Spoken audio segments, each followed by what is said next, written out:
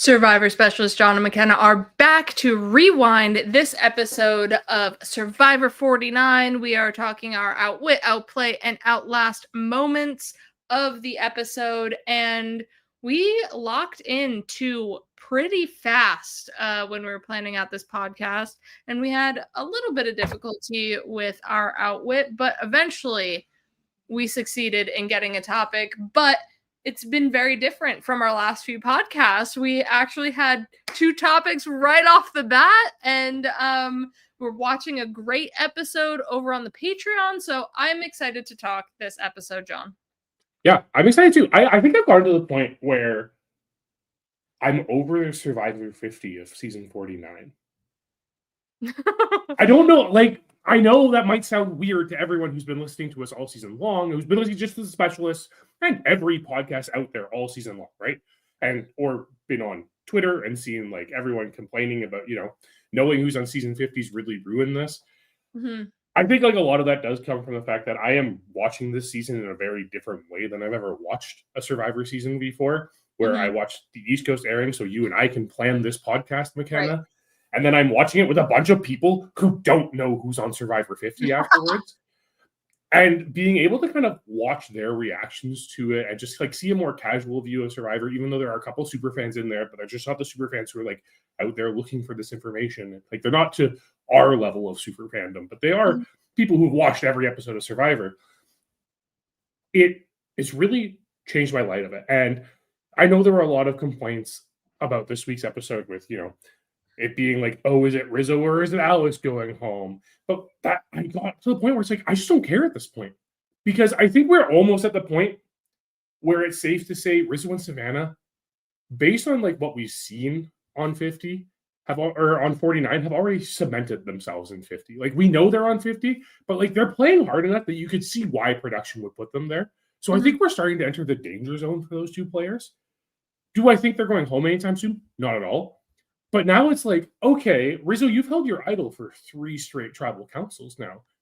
Is that going to keep going? Are you going to play it one too far and that's the one you go home?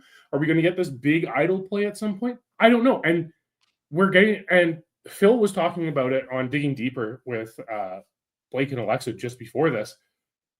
We're at a point where, honestly, there are 6 people in this season who could still win this season. And we're kind of just letting our knowledge of Survivor 50 get in the way of that.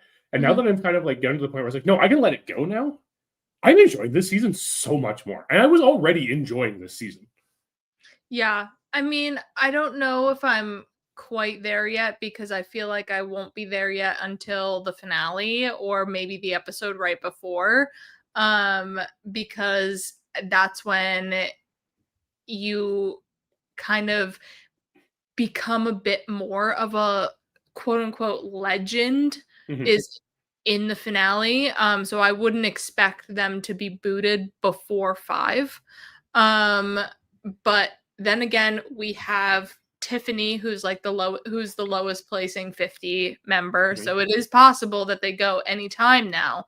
But with being from a season right before, I feel like they make a deep run. So it's when I do fantasy points, I'm not putting any points on Rizzo and Savannah going home for a few more episodes here.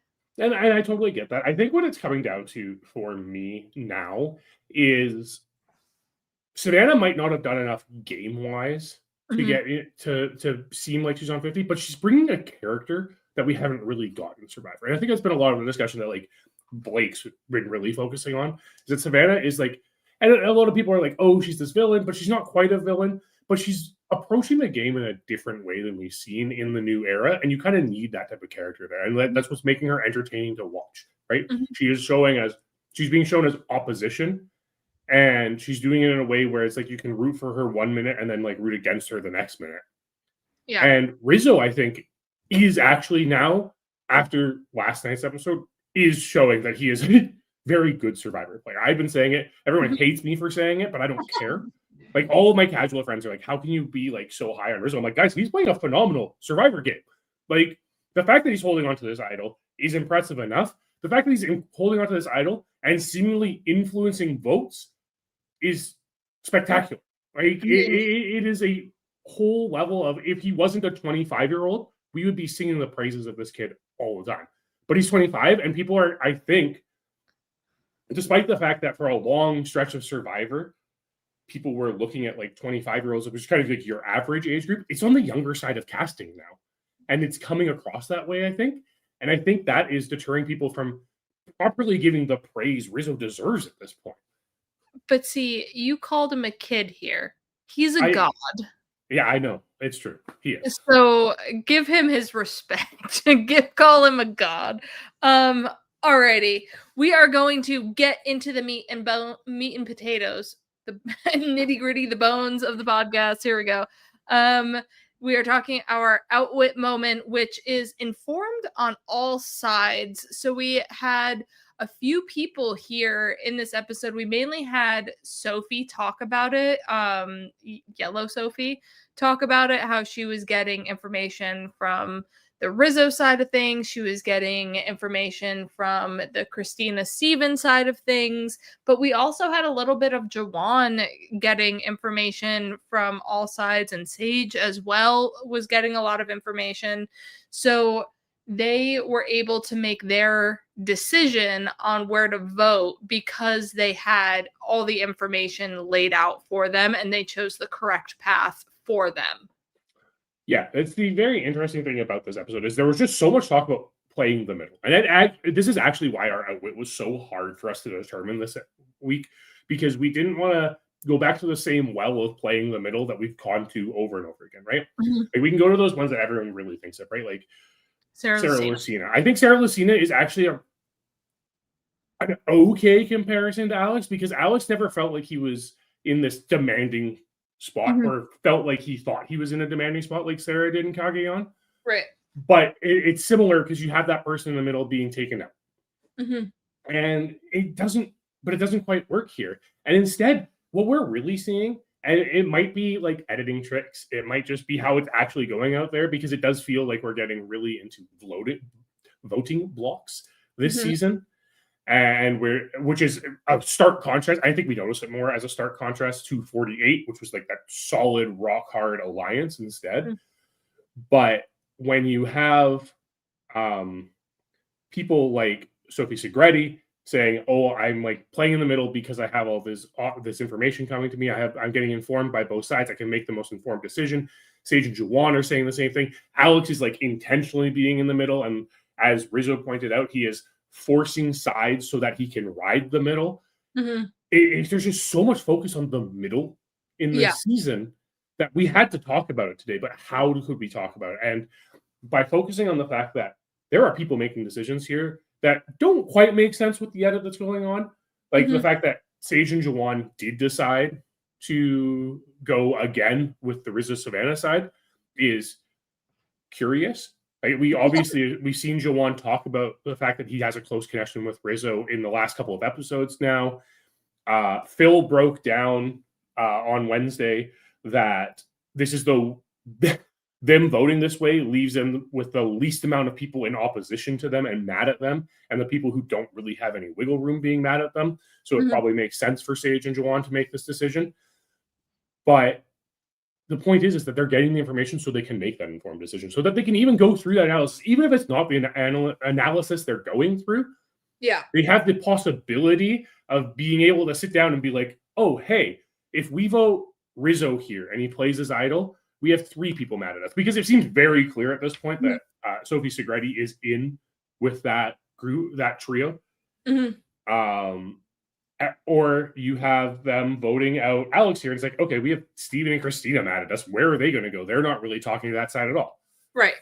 So after seeing this, I thought immediately of Laurel and Donathan from Ghost Island. I am currently working my way through seasons, and I am on Ghost Island. So it's at front of mind for me right now. And they are in the middle because they formed really close bonds with Dom and Wendell, who are in the dominant Navidi alliance. But then they are also old Malolo, and Malolo is on the bottom. So you have Libby, Michael, and Jenna really vying for their votes. So they think Laurel and Donathan have got us. They're in with us. They tell them everything on their side. Dom and Wendell trust Laurel and Donathan. They are telling them the vote on the Navidi side of things. And it happens for multiple votes in Ghost Island where they decide who do we vote out? Where do we go? What's the vote here? Do we vote out Chris? Do we vote out Libby? Like when do we take out Dom and Wendell? Is it now? Do we go for Kellen? Like they have so many informed decisions throughout the entire merge of Ghost Island. Do they make the correct ones? Clearly not. But they did advance into the finale of the game. I think why people might forget that Donathan and Laurel play this role in Ghost Island is because a lot of people, when they think of Laurel in general, right? Like, it's like, oh, Laurel is so tight with Dom and Wendell. She goes to the final three with them. She casts that winning vote there. And you kind of forget that they did start on opposite tribes and they did have that flow of information. And I think the big comparison here is they're a duo in the middle of this game who aren't associated strictly with one side. Correct. And like that's what they're not full Malolo, but they are Malolo. They're not associated at all with Dom and Wendell, even though they swapped a bunch of times with, they like swapped initially with them, and then they each like swapped into the three tribes in a pair together, and they worked closely. And that's exactly how they compare to Juwan and Sage, in my opinion, because Juwan and Sage, they are Ulis, but they also have this opportunity to kind of work with the Hinas based on the relationships they've made with Steven and everything like that. And we've seen them vote Uli in favor of the Ulis for the last 2 votes now. But we are not getting to a point where Rizzo and Savannah and Sophie Valerdi are at a point where they're complacent with the fact that they do have Juwan on stage, right? Like we see these questions of like, can we trust Juwan? Like, can we trust Juwan to make this vote? And it really kind of puts into perspective the fact that these two, despite the fact that they have their associations with either side as it is, they have the bottoms up alliance with Steven, they still just have this option of being a pair in the middle where they're being vied for. Like you said, right? Like that's what's going on here. You have the bottom, like you have those Malolos in Ghost Island vying for Laurel and Donathan. And that's what gives them the option to kind of go back and forth as needed and to help progress their games. And that's really where Sage and Juwan find themselves right now. They're in a position, and it's why we have conversations about them kind of being in this power position in this week's episode, because they are. Quite frankly, no vote can really happen without Sage or Juwan involved. Right. And we also have the Sophie side of things too. So where we're going to pull in, say, Ty and Ko Wrong. He is one single person that is getting a bunch of information from Scott and Jason. He's getting information from Debbie and Aubrey. He's getting information from Julia. He's getting information from Michelle. Like, he is getting a lot of angles and decides when and where he's voting. Like when he doesn't do the super idol, he just lets them go out. He made an informed decision because he knows what other people can offer him moving forward in the game. Yeah, and I think the big thing that compares Ty to Sophie Zagretti here is we kind of get this exact same moment with Ty where he realizes he's not being viewed as much as a player in the game as he is a piece in the game, like Sophie was, right? When Sophie comes back from this split tribal council and realizes that everyone expected her to be God in that situation because Rizzo would have played the idol and that's where the votes would have landed. It made her kind of reevaluate her placement in the game. And as we progress through Ko Wrong, Ty kind of does the same thing, right? He evaluates where he is with the beauties, which ends up putting him in, like lumping him in with the boys at the merge, right? That's how he gets in with Kyle, Jason, and Scott, and Nick Mariano and everything at that merge, right? And then as that goes on, and he kind of starts seeing how much Scott and Jason are just, kind of Rubbing pushing him people around and like turning him yeah, off, right? And like showing him like, okay, they're just on this like warpath, and they they're don't just really gonna respect tell the me fact what that to do. yeah, and they don't really respect the fact that this is how I want to play the game. This is how I want to approach the game, and they won't let me. They're kind of forcing me to play this game in a way I don't want to. Mhm. But and it gives him the opportunity to switch because he never really burns his bridges with that other side. And that's Right. the one thing we really saw in this episode of 49. We didn't get as much Sophie playing both sides as we did Sophie in the middle in this episode, but we saw her talking to both sides, right? Like Right. as Rizzo is telling like this plan to who's he telling it to? Is he telling it to Jawan at that point? Maybe, yeah. On the beach, and like Sophie's already sitting right there as he's Mhm. explaining this plan to get out Alex. And we see Sophie being the person that like Christina's talking to. And we see in the secret scene that Christina is like, oh my God, I have to work so hard just to like get Sophie back. Like I feel Mhm. like we've wronged Sophie here. So I want to gain her trust back, is why I'm picking her first for this challenge. Right. So it really does feel reminiscent of Ty. And I don't think Sophie is as much of an outsider on the season as Ty was in Co Wrong.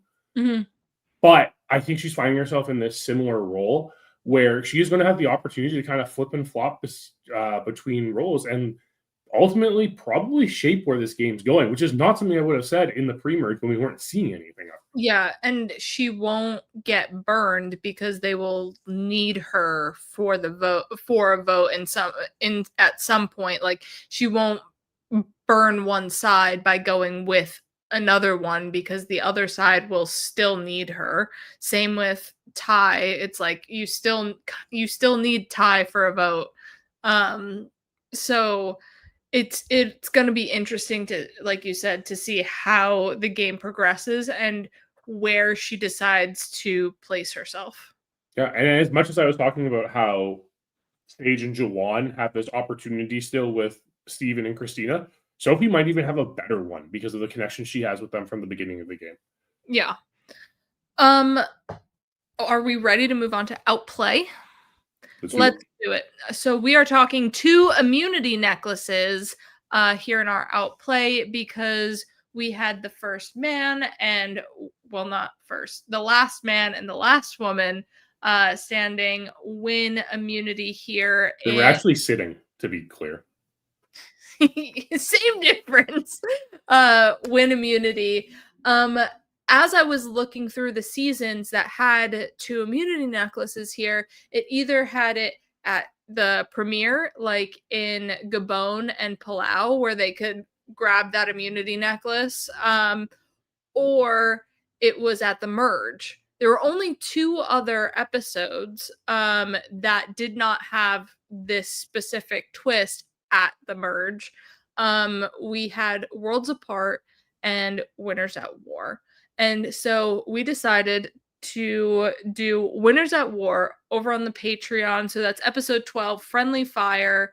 And John, I heard a little birdie told me you get half off your first month if you become a patron before the finale of Survivor. That's right. We have a Patreon special on right now. Subscribe in our first month, you'll get half off if you do so before the finale of Survivor 49. So you got a couple weeks here. Check it out. There's so much content there. We'll break it down Pretty a much little a bit more show every week. every day. Every day there's a show. Sorry, I meant Yeah. every day, and from everybody here on the Specialist crew, we all have a show out over on the Patreon. So a lot of good content coming over there, especially from John and I every week watching a past episode of Survivor. Alrighty, so yes, like we said, 2 immunity necklaces. We are talking Winners at War. So we have Denise and Tony here, but I want to just talk about Denise for a second because Denise has competed in 2 immunity necklaces 3 times and has all 3 won immunity. So twice in Winners at War and once in Philippines. Anytime this is offered to her, she wins immunity for the women. Now, Do we have to put a little bit of an asterisk on here because of how she wins it in this particular instance at Winners at War? Yes, a little bit. But she seemed pretty solid and wasn't going to be stepping down for the food No. at all. So, in Winners at War, Jeff, after 15 minutes, is like, all right, here's a tray of peanut butter, cookies, milk, chocolate. And anybody who wants to drop, do it. And then Kim and Michelle drop, and Denise just happens into immunity, and she doesn't even realize she does. Yeah, this is interesting. So for this time when we see it, and this is another fascinating thing is you never know what challenge is going to come out when Jeff pulls out 2 immunity necklaces. Obviously, we see the immunity necklaces after we're introduced to the challenge, but you can never be safely seeing like, this immunity challenge, it'll be 2 totally 100%. Right. Because I mean, we had a brand new challenge in this episode of Survivor, which was fantastic. Actually, I quite like this challenge. It was different. Yeah. Well, it was different because if you are a listener here on the Specialist, we have covered AU a bunch over here, and this is pretty close to the double immunity necklace challenge that Sarah and Parvati won in AU versus the World. Now, to be fair, 49 did film prior to that season airing. So I know. So production gets a little bit of a leeway here. But it is a little bit, it is an AU kind of style challenge for sure. And you know what? Is it the most fair challenge? No. I mean, no challenge is fair in Survivor, but I mean, they go out there and make sure everyone's leg angles were at the same angle. Crazy. With a protractor. So they pay attention to it. It's a fun challenge. But this isn't something that I'd be like, yes, this is totally one that we would give it 2 immunity necklaces out on.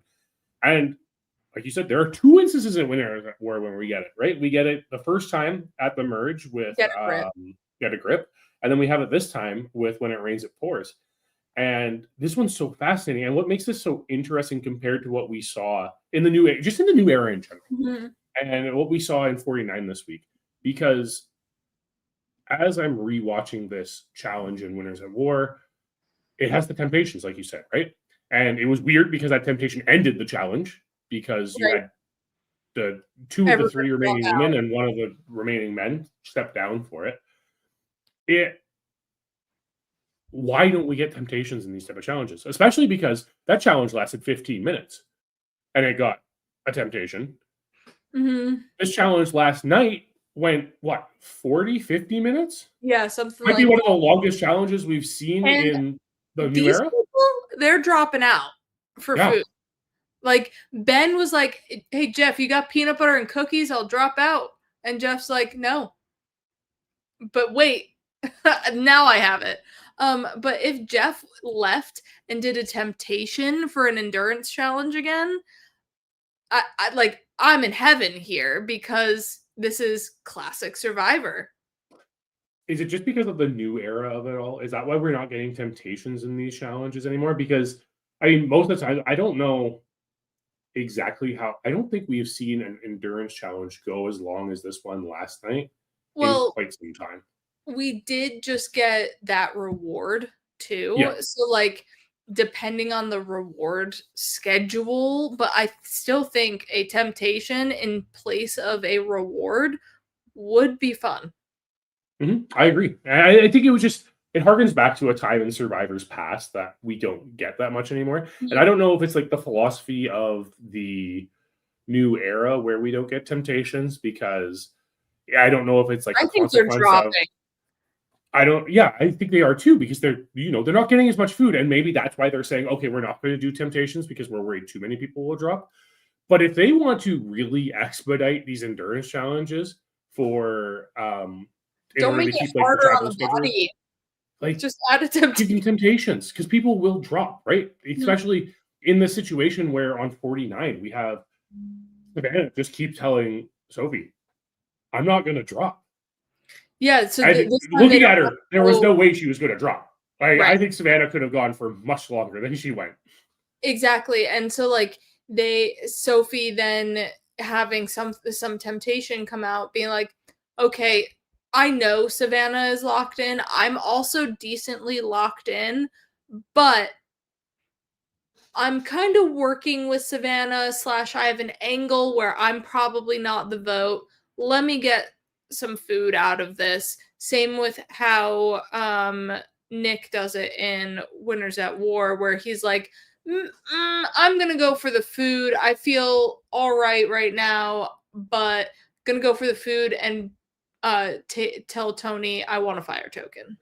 But the weird, okay, Winners at War is a little weird because they had this survivor economy that no one could figure out because there was no consistent value for fire tokens. But it was also weird because in this specific instance, the one thing Nick had to do was make sure Tony didn't win that challenge. Yeah. Like, that was literally his only task. And the fact that he stepped down and gives Tony the win is ridiculous, mainly because it results in Kim going home, and I will never forgive him for it. But that's the fascinating thing is you have Savannah and Sophie going out here, these two like supposed challenge beasts. One of them's the challenge beast, and one's the one that's won 2 immunity challenges. Make it make sense. It's okay. But you compare that to Winners at War, to a classic challenge like When It Rains It Pours, right? And like you said, Denise is so locked in on that challenge, and you see both Michelle and Kim step down. Kim probably regretting it because she gets voted out right afterwards. I mean, her final words, yeah. Yeah. Well, not final words because Edge, but anywho. Yeah. And then Nick also stepping down at that point, like ending the challenge. Like Jeff says in the as the challenge is ending, like it's an unprecedented ending to a Survivor challenge. Right. We have seen Survivor challenges been like, okay, we're going to determine who the winner is here. What them doing it so late in the game too. Like, I don't know if I like the 2 immunity necklaces this late into the game. I think we need to have all the options open here. We can't, I don't think we should have 1 man and 1 woman immune. Yes, you want to run this challenge, so just do it. Just run the challenge. Have the boys versus the girls here, and just whoever wins it wins it. I wonder if this is something that in testing, it became very apparent that the women had a distinct advantage over men. It possibly could have had that. I mean, now listen, I don't want to put people in the boxes or anything. I happen to know that men don't work on the same muscles that you need for this type of thing as much as women do. I don't know. And that is men, get out there and work on your hip flexors, work on your abs and your core. Like, get out there and do that because you're just going to be put to shame. Because honestly, I am fairly certain Savannah just wins this straight out if she is playing as anyone, the way that she was just rock solid in this challenge. Yeah, Steven was doing pretty well, but he was still at the same time shaking too. Yeah, like he was shaking a bit, and it wasn't anywhere near. Savannah hadn't moved for nearly an hour. Level. Yeah. We also want to talk about All Stars here, where we have a dual immunity necklace. We have, instead of this mass endurance challenge, you can kind of see the 2 sides going for it. We have a men's heat and a women's heat. First, they do the Borneo style last gasp, where they just dunk their heads underwater and hold their breath for as long as possible. Hold their breath.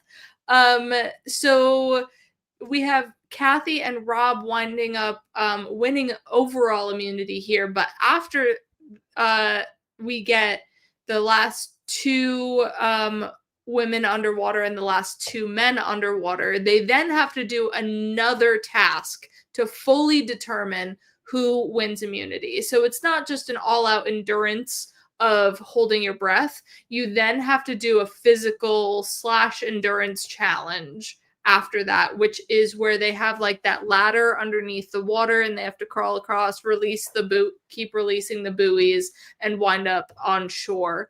And this is I kind of like this edition of the double immunity necklace because it really feels like you gotta work for it a little bit more, or like evens maybe the playing field of like, I just gotta last longer and then I can beat them in this challenge. I know it. Yeah, this is a fascinating approach to this because it is an instance that happens at the merge, obviously. And it almost feels like this. It's such a weird old school Survivor challenge, right? Where it's like, yeah, we do this thing. It's brought up in 2 parts because that's how this works, right? Mhm. And is there a distinctive advantage to the men and women in this? Maybe. Like I'm trying to figure out what the through line is as to why we're deciding to give out 2 immunities at some of these points, and I can't figure it out. Sometimes at the Like, merge, I I'm think it fine makes with sense, the but merge or, like, maybe 1 vote after the merge, but, like, merge, you wanna give some people a chance to mingle, whatever, it's not half the tribe, it is just 2 people. I'm chill with it. Maybe even until, like, I just think 8 is a little bit 8, 9 is still kind of a little bit too late in the game you take a because lot of those people are, off the like, board. pivotal numbers because we're at 9, right? Yeah. So, odd numbers are always when interesting votes happen. Mhm. And then now you're taking away 2 potential votes. Like, Parts. people Yeah. parts of the vote people being voted for, you're taking 2 people instead of just the 1 person. Like, if McKen Savannah won, now, Steven's also an option. Yeah, it's true, right? And we even see that, like, Savannah winning this challenge, you just made it so there are higher chances that Savannah wins this challenge, which Mhm. isn't a bad thing. Whatever, that's fine. Yeah, Uh, I mean, it gave us some more drama in this episode for sure. Absolutely. But it's so much different in the new era than it was back in All Stars because in All Stars there aren't idols floating around too, right? Like, Mhm, yes, you're eliminating 2 people from being possibly voted out of a pool of 10, mhm. uh, but it's not like you're taking 2 people out of a pool of 9 and there's also 2 idols floating around and a knowledge is power, right? There's just all these other elements in the new era that it's like, okay, now you're making it so that realistically there's only like 4 people who can go home. Right, and especially since Savannah won immunity, Rizzo has an idol, what are you gonna do? Like, Mhm. you can't vote for them. I mean, you can, but he's just gonna be safe. Yeah. So and then maybe find the idol again. So there's still a lot of issues with being so late in the game because people are saving their advantages for crucial votes. A lot of people would be blindsided at a merge vote because Mhm. there's so many people and moving parts and things like that that they think they're fine. That why would it be me who goes home? So having that extra immunity at the merge or even 1 vote in, don't think is that much of an issue Mhm. nowadays. So like All Stars and like some of the early seasons, we are merging at 10. And so if you have a double immunity at 9, we're in the same situation here. But it's also still early days with alliances at that point. So like Yeah. it being at a crucial point here, a we're deep into the game where we're Mhm. not as deep into the game at 9 in a different season that Yeah. starts at 16. Yeah, I think 49 benefits from the fact that we are kind of in this more voting blocky type of season. Hmm. And it's a little more fluid of the season with all these people floating in the middle. Because otherwise, this could just be but maybe that's the argument for it being a good thing too. Because like if 2 people in the minority alliance on a season dominated by a big alliance win this, that's huge, right? They could kind Yes. of force hand, or is it just prolonging the inevitable, which sometimes we get with immunity challenges, right? Like where it's just like I don't know, look at like Brett Klauser in Samoa, right? Like sometimes Legend. you just win and it's just like, hey, you're supposed to be going home. All you're doing is delaying the inevitable. Eventually you're going home as soon as that necklace isn't around you. Um, we are sticking with the challenges this episode, and we're going into our Outlast portion, and we're going to talk giving up rewards. So we have Christina give up her reward for Jawan. Jawan in the secret scene and also in the episode was like, "Don't pick me. I'm bad luck. Are you sure you want to pick me?" Um, I haven't won a reward. I'm not gonna, do anything for you guys. And then Christina wins the challenge and she wants to give up her reward to Jawan. And in this moment, it felt so genuine, and we didn't even get a confessional from her being like, that was a game move. I wanted to try and pull Jawan closer to me. She just felt bad for Jawan and wanted to give him food. Yeah, and based on, again, like we have to kind of go into like a secret scene, which we don't like doing that often, but seeing that schoolyard pick and a secret scene and everyone being like, Rizzo being like, I'm picking Jawan so that I can hopefully get him his first win, and Sophie Valerdi voting on, Yeah. yeah, like voting on Jawan is like, I hope Jawan wins, so I'm going to root for Jawan. It very much seems like Christina was just being very genuine in wanting to give this reward to Jawan. Is it the smartest move? I don't think so. Don't feed your opponents. It's just my opinion. It's always been my opinion. I'm pretty harsh when it comes to giving rewards to people. I actually had a lot of respect for Jawan saying, no, I want to earn this. But that being said, just like what he was saying of like, I wasn't going to take it. I needed the encouragement to take it because I'm so like stuck in my own head. I can't accept a favor. And like, I feel that like need to earn it, but also that no, this is yours. I don't want to take what's yours. Like, you're sacrificing for me, but why? Yeah. And it's so fascinating because we didn't have a single confessional about it.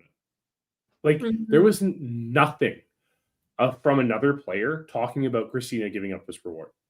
And especially with Jawan not voting with Christina. And they were on opposite sides of the vote, and she did this nice thing for him. So the fact that we didn't get any like talk about it is a little crazy. Yeah, but Survivor's definitely just trying to frame it as this is a genuine moment, right? Like, even this is if a it was genuine still gesture. genuine, it's like I still want Christina to be like, people are gonna think this is a game move, but I literally just wanted Jawan to have a reward or something like that. Like any just little tidbit would have been Or even nice. like a Sage confessional being like, okay, I see what you're like, Sage rolling her eyes and being like, Christina, I see what you're doing here. This is a game move, right? We didn't even have any of that commentary coming out, which was fascinating because normally in these instances, and we will talk about a couple of them moving in a minute here, that's usually what people are talking about. It's like, oh, this is such a game move. Yeah. I mean, that was the first thing out of people's mouths when Sarah did that in Winners at War with Nick and the Chinese food. It was his birthday, and she was like, I don't like Chinese. Nick, here you go. And everyone was like, shady, because it's Winners at War. Everybody is here, and everything is under a microscope because they are so everyone's a threat in their own right. And so Sarah is that type to give up a reward for reasons game wise, but also she is just a genuine person in the game and would do that for someone of you want, it's your birthday, you want this reward, I'm good, here you go.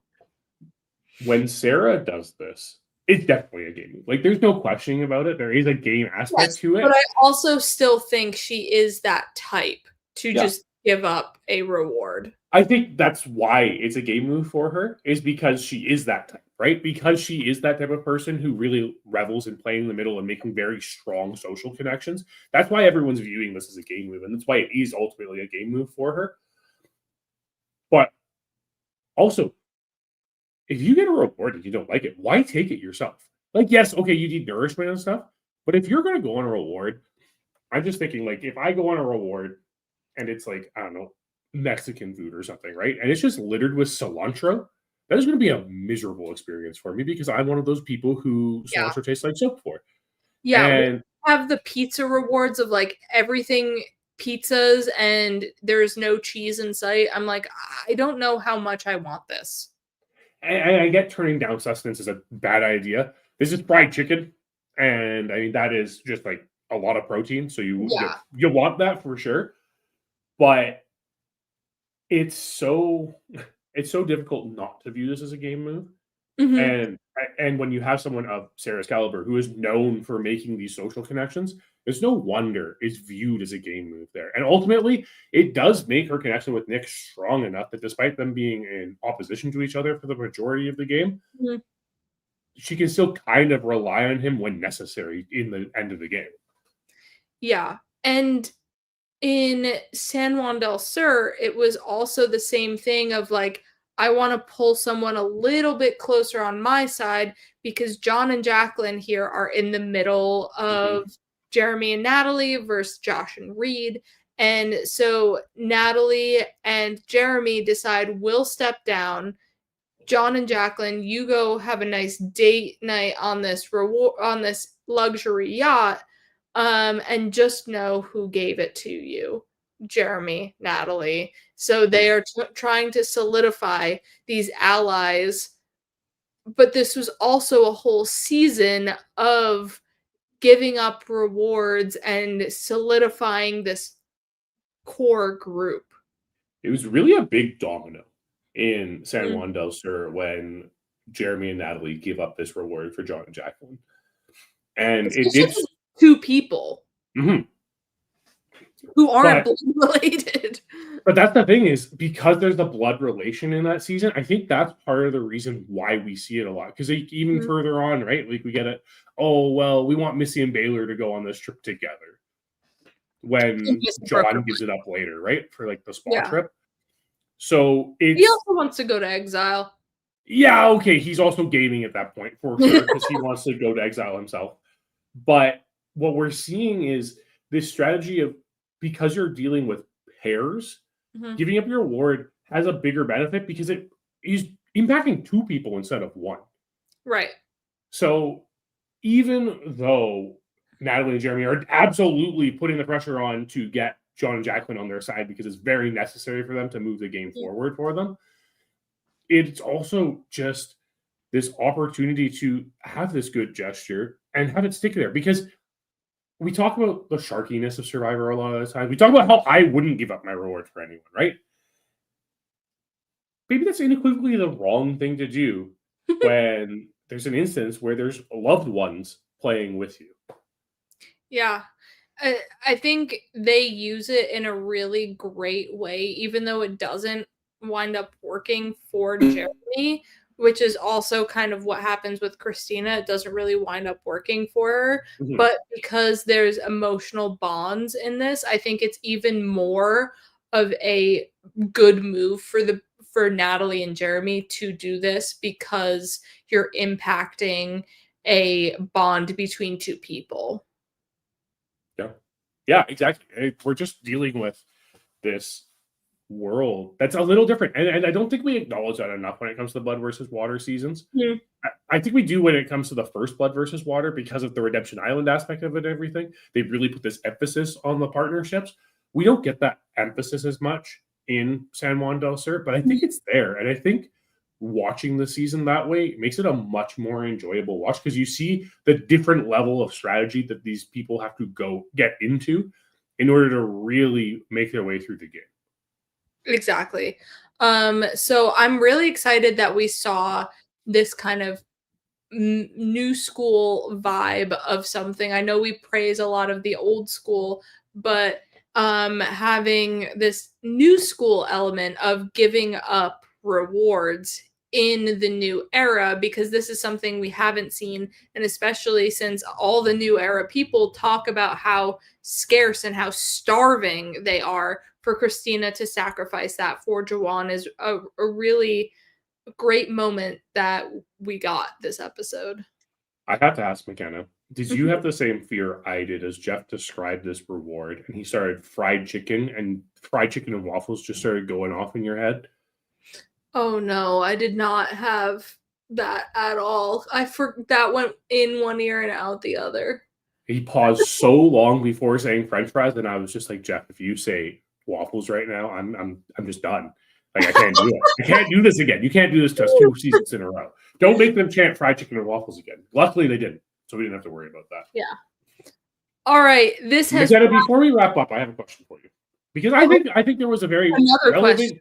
relevant to us thing Okay. that was announced this week Obviously, we got the announcement that the Survivor 50 premiere is going to be 3 hours long, which I don't know. I'm pretty excited about that.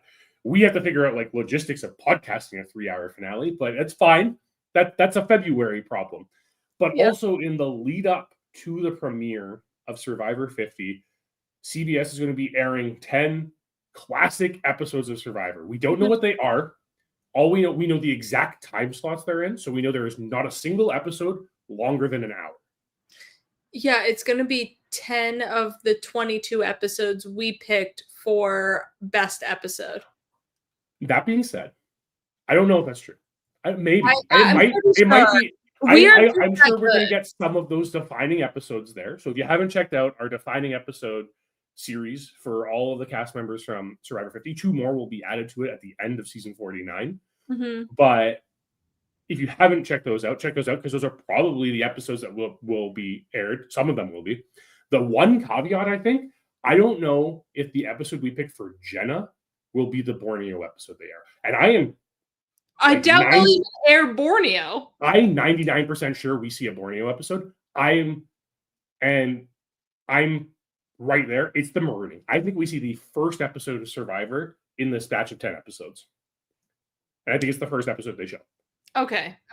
I can see that because of like the history of it all. Do we see the finale of like Winners at War then?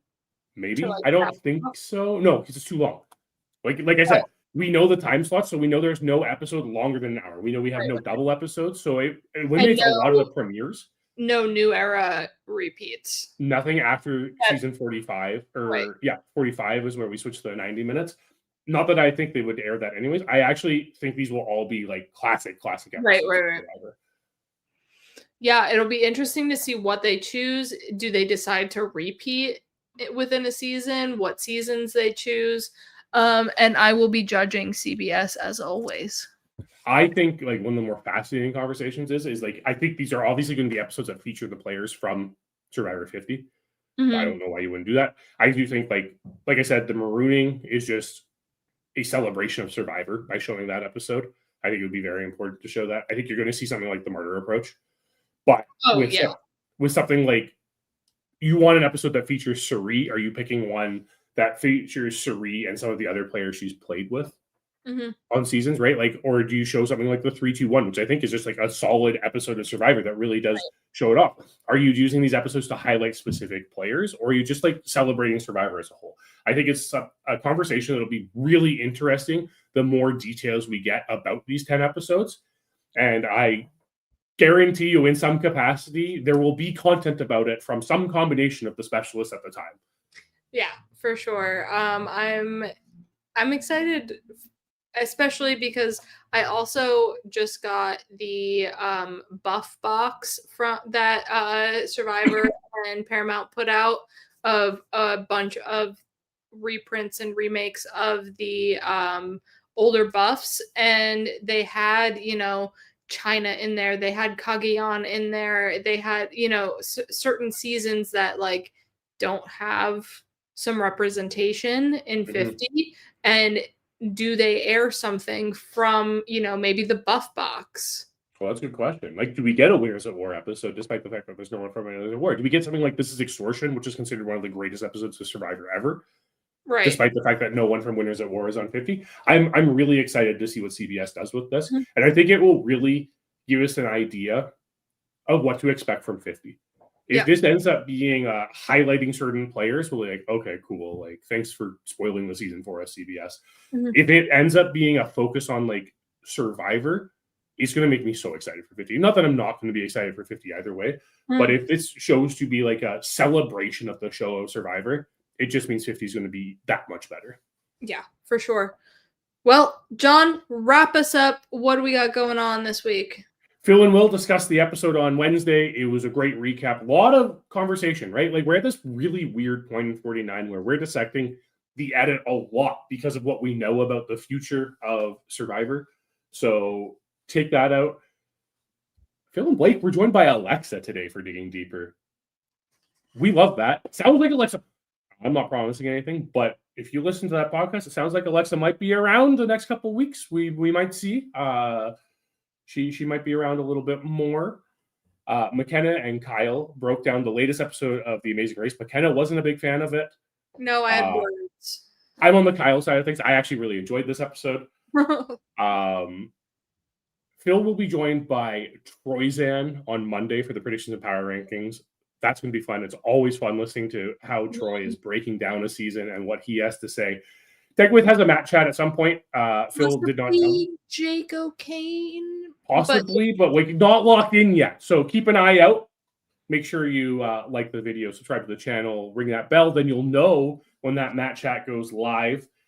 And over on the Patreon, lots of content. And like we mentioned earlier, half off your first month if you subscribe to the Patreon before the finale of 49. So if you want to try it out, now's the time to do it. There's so much content. You can listen to McKenna and I talk Winners at War this weekend. You can listen to Every Season Matters on Karamoan right now, which is a very interesting season to dissect.